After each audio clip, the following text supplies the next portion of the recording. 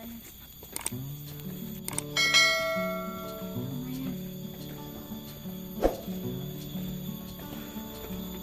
Ini pintu masuk makam pahlawan nasional, yaitu Cuk Nyadin. Dimana Cuk Nyadin ini adalah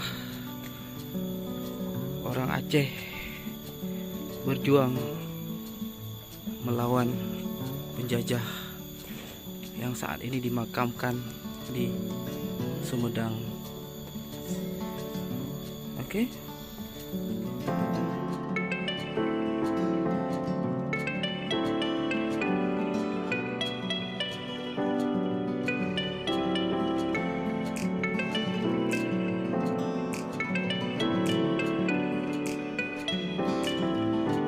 Pintu lebih besar. Ya,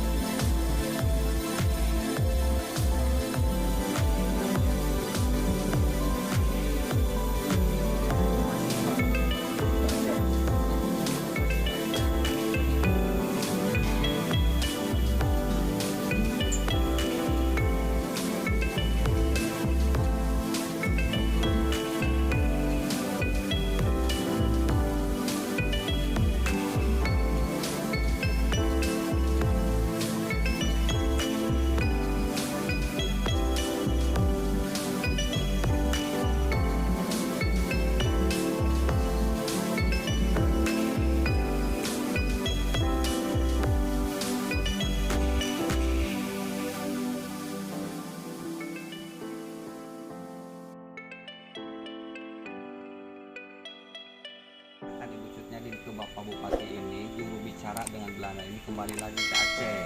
Dan yang ditinggal di sini adalah Ibu Cut Nyadin dan pengawalnya yaitu Teku Nana berusia 15 tahun. Nah setelah itu Bapak Bupati ini melihat komunikasi Ibu Cut Nyadin hanya bahasa Arab dan bahasa Aceh, maka dia memanggil ulama besar Sumedang yang bernama Kiai Haji Sanusi. Nah setelah itu, setelah ngobrol-ngobrol tidak lama kemudian Ibu Cut Nyadin ini dibawalah ke rumahnya Kiai Haji Sanusi dan dirawat oleh keluarga cucunya Kiai Haji Sanusi yang pertama yaitu Ibu Siti Khadijah. Nah setelah itu Ibu Cut Nyadin tinggal di sini. Entah esok atau malamnya Ibu Cut Nyadin ini cerita tentang sejarahnya suaminya yaitu Teku Marjohan yang di Aceh walaupun sudah wafat tetapi masih dicari oleh Belanda. Nah ketakutan keluarga Kiai Haji Sanusi, Ibu Cut Nyadin ada yang mencari lagi, maka namanya pun diganti menjadi Ibu Ratu atau Ibu Perbu. Nah disitulah jangankan yang jauh, tetangga dekat juga nggak tahu bahwa itu Ibu Cut Nyadin, taunya Ibu Ratu keluarga Kiai Haji Sanusi.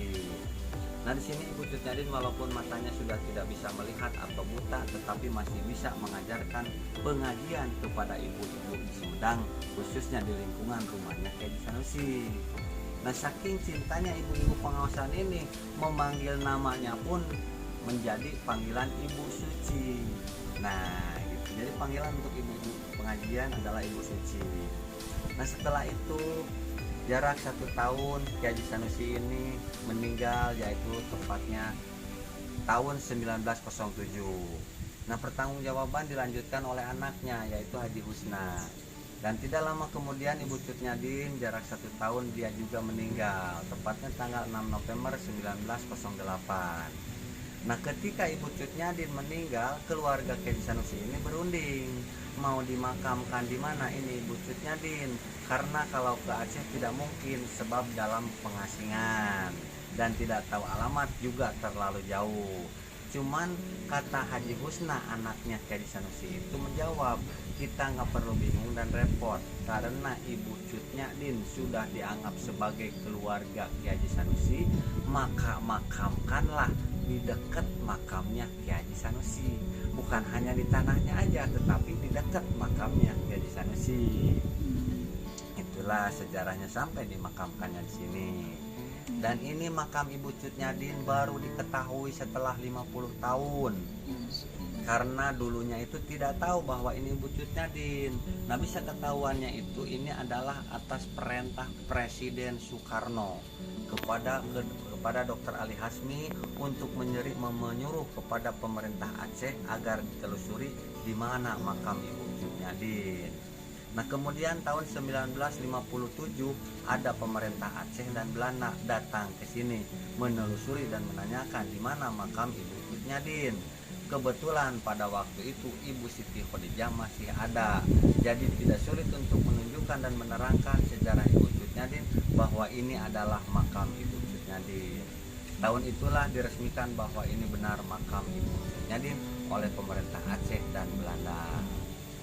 Nah, kemudian ini makam dibangun oleh Pemda Sumedang pada tahun 1972, tetapi tidak seperti ini, dan ini direnovasi oleh Pemda Aceh pada tahun 1987. Nah, itulah pembangunan dari Aceh yang terakhir. Dan yang terakhirnya lagi ini adalah pemasangan kanopi, saya sendiri yang masang dan biaya dari orang-orang yang memberikan sedekah. Itulah sejarah singkatnya Ibu Cut Nyadin. Sekian dan terima kasih. Assalamualaikum warahmatullahi wabarakatuh.